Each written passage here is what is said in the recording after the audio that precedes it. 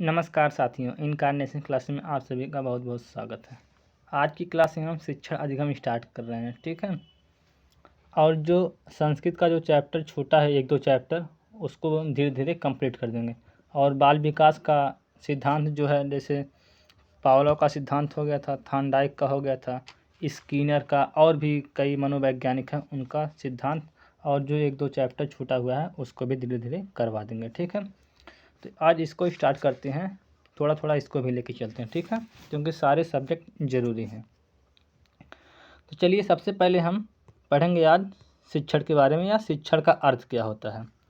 तो हमारे चैप्टर का नाम है, या हमारे सब्जेक्ट का नाम है सबसे पहले शिक्षण अधिगम के सिद्धांत, जिसमें हम पढ़ेंगे शिक्षण का अर्थ तथा उनका उद्देश्य। ये हमारे चैप्टर का नाम है, जिसे हम इंग्लिश में कहते हैं meaning and AIIMS of teaching, ठीक है। तो यह क्यों ज़रूरी है? क्योंकि जैसे जब हम छोटे बच्चों को पढ़ाते हैं, या आप जब पढ़ाएंगे, क्योंकि अब आप टीचर बनने वाले हैं भविष्य में, तो आप किस प्रकार पढ़ाएंगे, कैसे पढ़ाएंगे, क्या ज़रूरी है, क्या नहीं ज़रूरी है, इन सभी का इसमें अध्ययन किया जाता है, ठीक है। बच्चों के लिए कितना शिक्षा कैसे देनी चाहिए, ये सब के बारे में जो है बताया गया है। तो सबसे पहले हम देखेंगे शिक्षण का अर्थ। शिक्षण का अर्थ क्या होता है, ये पहली हेडिंग है। तो शिक्षण क्या होता है? शिक्षण एक सामाजिक प्रक्रिया है, ठीक है, जिसमें शिक्षक सामाजिक परिवेश में पारस्परिक सहभागिता से अपने छात्र तक अपने ज्ञान, कौशल, व्यावहारिक एवं दक्षताओं को पहुंचाने का कार्य करता है। तो टीचर क्या करते हैं? बालक को वो किसी न किसी कार्य में क्या करते हैं? वो दक्ष बनाते हैं, यानी कि वो ज्ञान देते हैं। जैसे दक्ष कैसे बनाएंगे? पढ़ाई में, लिखाई में, और अच्छी अच्छी चीज़ें आपको बताएंगे। जैसे आपको समाज में कैसे रहना है, कैसे बड़ों के साथ व्यवहार करना है, और छोटे के साथ कैसे व्यवहार करना है, ठीक है। इन सभी चीज़ों को तथा नैतिक गुणों को ही बताएंगे, ठीक है। चलिए इसके आगे चलते हैं। इनके प्रमुख 3 ध्रुव हैं। ध्रुव का मतलब यहाँ पे ये है कि यहाँ पे 3 मुख्य कारक से, ठीक है। कारक का मतलब जैसे होता है शिक्षा जो है किन लोगों के बीच होता है, इसमें एक आपका हो जाएगा शिक्षक, और दूसरा आपका हो जाएगा शिक्षार्थी, जिसे हम विद्यार्थी भी कह सकते हैं, या स्टूडेंट इंग्लिश में, ठीक है। और तीसरा होता है आपका पाठ्यवस्तु या पाठ्यक्रम। अगर इस तीनों में से कोई भी एक चीज़ अब्सेंट हो जाएगा तो आपका जो है शिक्षण कार्य अधूरा रहेगा। कैसे? अब जैसे मान लीजिए अगर आपके शिक्षक ही ना हो या टीचर ना हो, तो आप कैसे पढ़ेंगे? बिल्कुल नहीं पढ़ पाएंगे, बच्चा बिल्कुल नहीं पढ़ पाएगा। अगर आपका मान लीजिए शिक्षार्थी यानी कि बच्चा भी ना हो पढ़ने वाला, या स्टूडेंट ही ना हो पढ़ने वाला, तब शिक्षक और पुस्तक लेकर क्या करेंगे जब बच्चा ही नहीं रहेगा, स्टूडेंट ही नहीं रहेंगे पढ़ने के लिए, ठीक है। तो ये सब क्या है? आपस में एक दूसरे के कॉम्प्लीमेंट है। इसी प्रकार आपका पाठ्य पुस्तक है। अगर मान लीजिए शिक्षक हों, विद्यार्थी हों, और पाठ्य पुस्तक ना हो, तो कैसे पता चलेगा क्या पढ़ाना है, क्या नहीं पढ़ाना है, ठीक है। तो इसीलिए शिक्षण कार्य में जो है इन तीनों की बहुत ही अहम भूमिका है, ठीक है। चलिए अब आगे चलते हैं। 3 ध्रुवों के मध्य संबंध स्थापित करने की प्रक्रिया ही शिक्षण कहलाती है, ठीक है।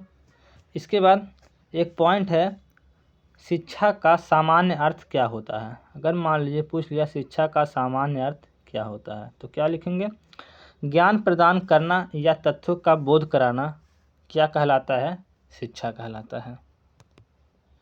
तो शिक्षार्थी क्या करते हैं? ज्ञान ही तो प्राप्त करते हैं, और शिक्षक लोग क्या करते हैं? ज्ञान ही देते हैं। चलिए आगे चलते हैं। अगला है शिक्षण का व्यापक अर्थ। शिक्षण का व्यापक अर्थ क्या होता है? शिक्षण मनुष्य के जीवन में निरंतर चलने वाली यह एक प्रक्रिया है, क्योंकि मनुष्य जो है जब तक जो है शुरू से, यानी कि अपने वातावरण, साधन या माध्यम एवं घटनाएं व्यक्ति को जन्म से लेकर मृत्यु तक कुछ न कुछ सिखाती रहती है। कैसे सिखाती रहती है? जैसे मनुष्य का जब जन्म हुआ तो धीरे धीरे कुछ ना कुछ वो सीखना शुरू करता है। अब सीखना का मतलब क्या? बच्चा वहाँ से क्या ABCD नहीं जुड़ते से सीखने लगेगा। पहले वो क्या सीखेगा? पहले वो धीरे धीरे मतलब मम्मी पापा दादा ये सब पहले क्या करेगा, पहले बोलना सीखेगा धीरे धीरे, ठीक है।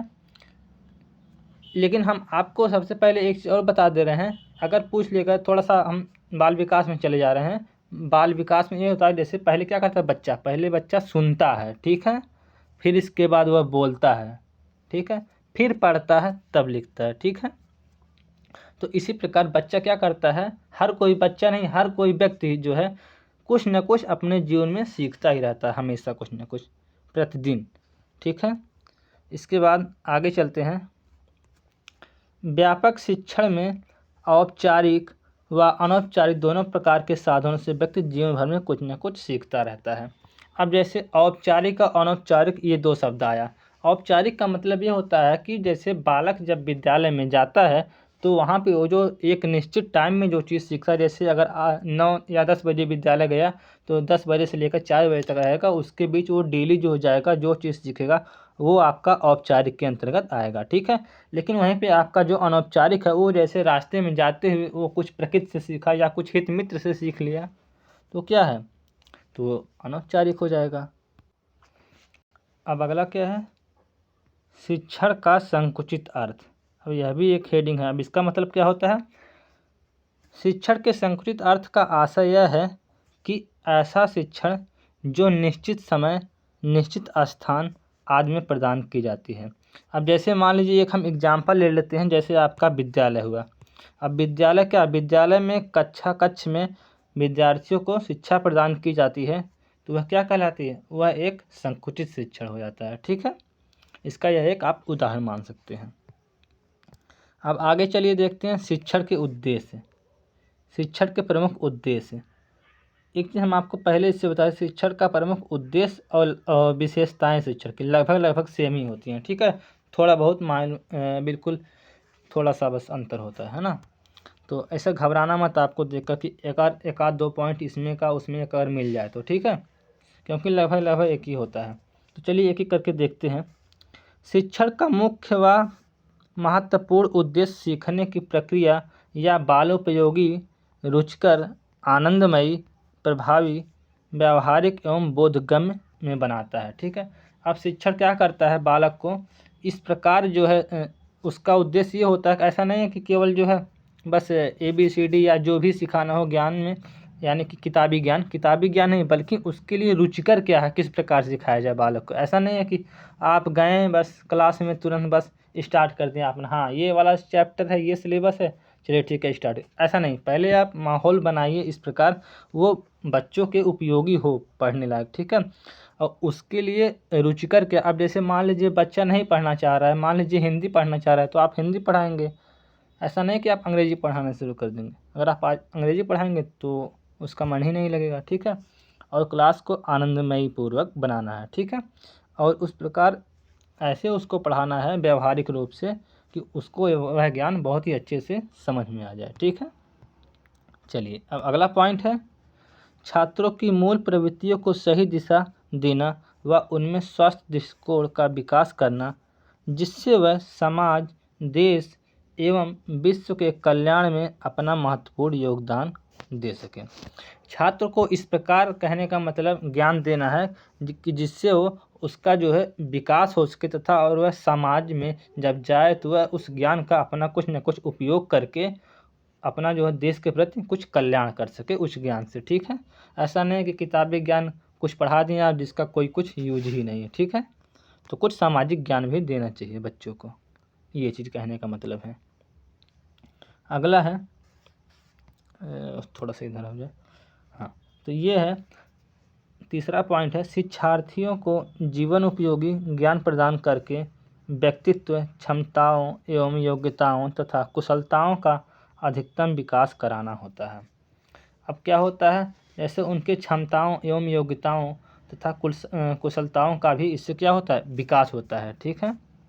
अगला पॉइंट होता है चौथा है, छात्र में नेतृत्व क्षमता तथा नैतिक एवं सामाजिक मूल्यों का विकास करना।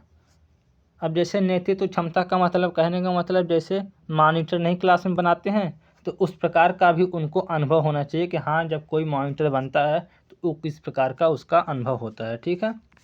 इसके बाद अगला पॉइंट है शिक्षार्थियों को सीखने के लिए प्रोत्साहित करना, जिससे वे पढ़ें व अन्य कार्यों में भी रुचि ले सकें। अब जैसे जब आप शिक्षार्थियों को जब आप शिक्षा दे रहे हैं तो उसे प्रोत्साहित करें कि हाँ बाबू तुम अच्छा पढ़ रहे हो, तुम बहुत ही अच्छा करोगे, ठीक है। इस प्रकार का उनको शाबाशी देना चाहिए और अगर हो सके तो उनको जो है पुरस्कृत भी करना चाहिए कि हाँ ये बाबू तुम कलम लो, तुमने बहुत अच्छा जो है ये चीज़ें याद कर लिया था या इसने मतलब पढ़ा था, ठीक है। ताकि वो बच्चा फिर आगे और अच्छे से वो अगला चैप्टर तैयार करके आए और अच्छे से वो पढ़े, ठीक है। इस प्रकार उसको जो प्रोत्साहित करना चाहिए। अगला पॉइंट है छात्रों में आत्मविश्वास की भावना जागृत करना। छात्रों को क्या होना चाहिए, बार बार मतलब उनके आत्मविश्वास को मतलब जागृत करना चाहिए कि हाँ ये तुम काम कर सकते हो, ठीक है, यू कैन डू इट। कहने का मतलब आप इस काम से मतलब भयभीत मत होइए और उसको आप बहुत ही आसानी से बताइए ताकि वो बच्चा आराम से कर सके, ठीक है। और उसके बारे में उसे जागरूक करना तथा उसके स्वास्थ्य को लेकर भी जो है उसको जागरूक करना चाहिए कि आपको जो है अपने स्वास्थ्य के प्रति ख्याल रखना चाहिए, ठीक है। जब बच्चा जब स्वस्थ रहेगा तभी पढ़ने में उसका मन लगेगा, अगर स्वस्थ ही नहीं रहेगा तो क्या पढ़ेगा, ठीक है। अगला पॉइंट है छात्र छात्राओं को सक्रिय रखना तथा उनमें रचनात्मक दृष्टिकोण का विकास करना। अब इसका मतलब ये है कि जैसे छात्र छात्राओं को केवल किताबी ज्ञान ही ना बताना बल्कि उसे ले जाकर प्रयोग कराना, जैसे किसी भी जैसे क्रियाकलाप करना रचनात्मक ढंग से, जैसे इसका चित्र बना करके या फिर मान लीजिए पेड़ पौधों के बारे में अगर आप पढ़ा रहे हैं तो उसको ले जाकर सीधे दिखा दे बल्कि किताबी ज्ञान ना करके, है ना। तो इस प्रकार का रचनात्मक ज्ञान भी कराना चाहिए जिससे वह ज्ञान जो होता है उसके जीवन में प्रभावशाली बन सके, है ना। चलिए अब अगला है शिक्षण की परिभाषा। अभी शिक्षण की परिभाषा कई मनोवैज्ञानिक ने अपने अपने ढंग से अपनी अपनी परिभाषा दिए हैं, तो एक एक करके देखते हैं। सबसे पहले वैज्ञानिक है मनोवैज्ञानिक है रायबर्न के अनुसार। रायबर्न महोदय क्या बोलते हैं, शिक्षण ऐसे संबंध हैं जो बालक को उसकी अंतर्निहित क्षमताओं को विकसित करने में सहायता करते हैं। अब ये कह रहे हैं कि जैसे बालक को जो बहुत साहस होता है, जैसे अंतर्निहित जो उनके पास जो क्षमता होती है उसको निखारने का एक यह माध्यम होता है। जैसे उसको जब शिक्षा दिया जाता है तब वह अपने बारे में जान पाता है, तब उसका विकास होता है ढेर से। जैसे अब बालक को ये नहीं पता होता कि हम ये काम कर लें कि नहीं, उसे प्रोत्साहित करना पड़ता है, ठीक है, हाँ बाबू तुम ये काम कर सकते हो, ठीक है, तब वो जो है धीरे धीरे अपना काम करने लगता है। इसके बाद अगला है बीओ स्मिथ के अनुसार। अब बीओ स्मिथ के अनुसार क्या है, शिक्षण अधिगम को उत्प्रेरित करने वाली एक पद्धति है। शिक्षण क्या है, शिक्षण अधिगम को उत्प्रेरित करने वाली एक पद्धति है। अब अगला है एलगेज के अनुसार। अब एलगेज महोदय ने क्या बताए हैं, शिक्षण एक प्रकार की पारस्परिक प्रभाव है जिसका उद्देश्य दूसरे व्यक्ति के व्यवहारों में वांछनीय परिवर्तन लाता है। अब जैसे देखिए बच्चा कोई भी है तो उसमें जो परिवर्तन आता है वांछनीय मतलब अच्छा परिवर्तन आता है। ऐसा नहीं है कि आप इस प्रकार उसको शिक्षा दे दें कि वो उसका गलत ही प्रभाव पड़े, है ना। आप गाली तो सिखाएंगे नहीं, उसको आप अच्छा ज्ञान देंगे कि मतलब कुछ भी, जैसे अगर आप नैतिक ज्ञान दें तो बड़ों का सम्मान करना चाहिए, बड़ों की आदर करना चाहिए, ठीक है। इस प्रकार अगर आप नैतिक ज्ञान दे रहे हैं तो उसका क्या हो रहा है, पहले अगर वो गाली दे रहा था तो वो बच्चा अपने में वो परिवर्तन करेगा तो वो गाली ना देकर बल्कि वो सम्मान करना सीखेगा और दूसरों का आदर करना सीखेगा, ठीक है। तब वह वांछनीय उसके क्या हो रहा है अंतर्गत परिवर्तन हो रहा है, तब इसका ये अर्थ निकलता है कि हाँ शिक्षण जो है हो रहा है, ठीक है। यह एलगेज के अनुसार है, ऐसा ही बोल रहे हैं एलगेज महोदय। अब है शिक्षण की विशेषताएं। अब शिक्षण की विशेषताएं क्या हैं, क्रम से एक एक पॉइंट देखते हैं। पहला पॉइंट है शिक्षण में छात्र तथा शिक्षक के मध्य आमने सामने उपस्थित होकर अंतःक्रिया करते हैं। हाँ ठीक है, अब जब शिक्षक रहेंगे तभी तो छात्र उनके आमने सामने होकर उपस्थित होकर अंतःक्रिया यानी अपना बातचीत करके तभी तो वो पढ़ेंगे, ठीक है, यह भी एक विशेषता है। तो इसके बाद दूसरा पॉइंट है शिक्षण अधिगम के लिए प्रेरित करता है, ठीक है। शिक्षण क्या करता है? सीखने या अधिगम के लिए प्रेरित करता है। अगला पॉइंट है, शिक्षण औपचारिक तथा अनौपचारिक दोनों प्रकार का होता है। अभी हमने पहले ही बताया, औपचारिक का मतलब वही होता है कि जैसे एक निश्चित टाइम से लेकर एक निश्चित टाइम तक अध्ययन करना। जैसे स्कूल का अध्ययन जो होता है वो औपचारिक होता है, और अनौपचारिक वह होता है जैसे आप किसी भी प्रकृति से या किसी भी हित मित्र या दोस्त से या कहीं से बगल से जो आप ज्ञान प्राप्त कर लेते हैं, या बिना टाइम किया, जैसे आप जा रहे हैं रास्ते में आपके कोई मित्र हुआ, आपका कुछ बता दिया, ठीक है, तो वह भी क्या हुआ? एक अनौपचारिक ज्ञान हुआ। ठीक है। इसके बाद अगला पॉइंट है, शिक्षण छात्रों को संवेगों का प्रशिक्षण भी करता है। ठीक है।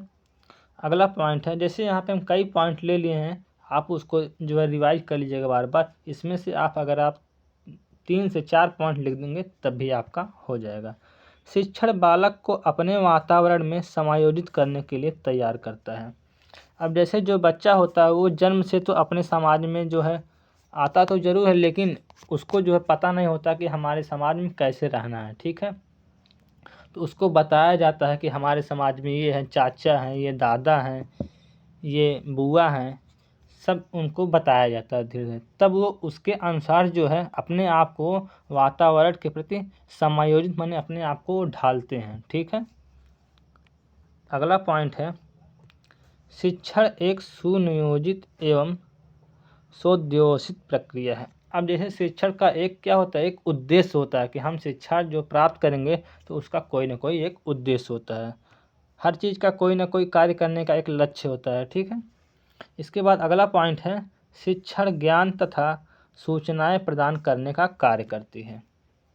शिक्षण से क्या होता है? ज्ञान मिलता है, सूचना मिलता है। ठीक है। इस सब प्रदान करने का कार्य क्या करती है? शिक्षण करती है। ठीक है। इसके बाद अगला पॉइंट है, शिक्षण एक सामाजिक एवं व्यावसायिक प्रक्रिया है। शिक्षण से क्या होता है? यह एक सामाजिक एवं व्यावसायिक प्रक्रिया। ठीक है। यह समाज में जो है शिक्षा दिया जाता है, और इसके लिए व्यावसायिक प्रक्रिया। ठीक है।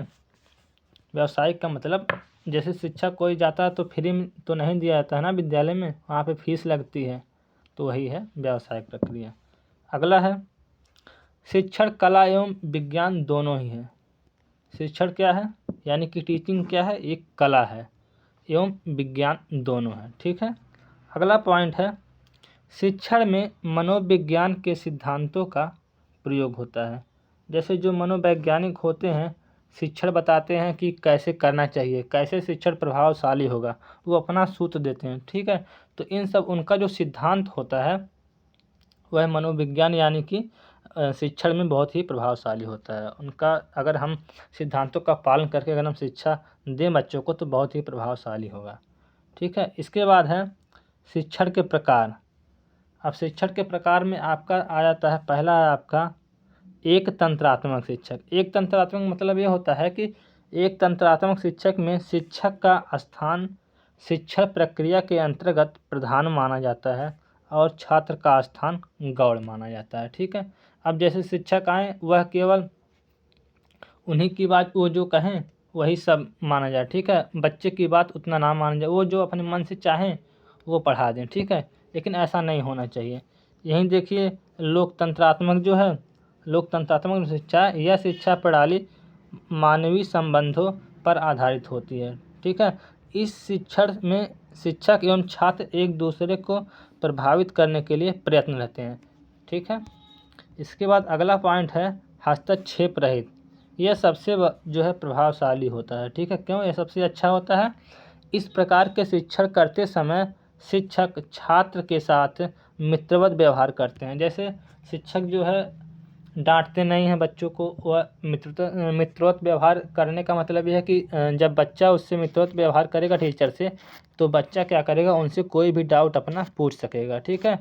और अगर जो है शिक्षक जो है उनको डांट देगा, कहने का मतलब एक तंत्रात्मक अगर प्रयोग करेगा, जैसे यहाँ पे देखिए एक तंत्रात्मक है ना, एक तंत्रात्मक शिक्षण, तो अगर इसका प्रयोग करेगा तो बच्चा डरेगा और शिक्षा प्रभावशाली नहीं हो पाएगा। ठीक है। और अपना वो डाउट क्लियर नहीं कर पाएगा। इसके बाद है शिक्षण के 3 चर होते हैं। शिक्षण के 3 चरण होते हैं।